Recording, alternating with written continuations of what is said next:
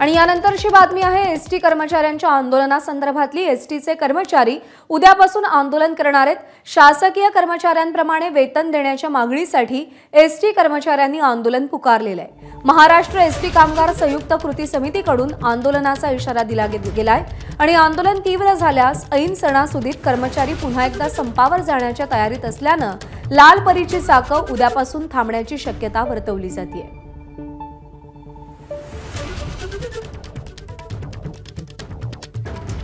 अभिषेक मुठाळ आपले प्रतिनिधी आपल्या सोबत आहेत। अभिषेक, ऐन सणासुदीच्या काळामध्ये लाल परीची चाकं थांबणं परवडणारं नाहीये।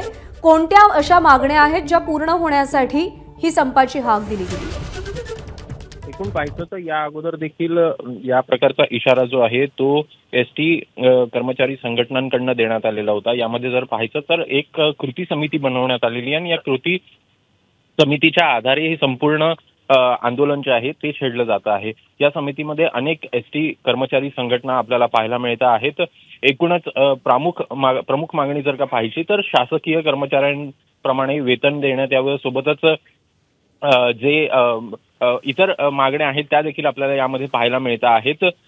एकूण यामध्ये पाहायचं तर 7 ऑगस्ट रोजी एक मुख्यमंत्री आणि उपमुख्यमंत्र्यांसोबत या कृती समितीतील लोकांची बैठक देखील झालेली होती। मात्र अद्यापपर्यंत कोणताही तोडगा जो आहे तो आपल्याला निघाला नसल्याचं पाहायला मिळतं आणि त्यामुळे कुठेतरी आक्रमक पवित्रा जो आहे तो या सगळ्या कर्मचारी संघटनांकडून घेतला गेलेला आहे आणि त्यामुळे उद्यापासून नेमकं काय होतंय हे बघणं महत्त्वाचं असेल।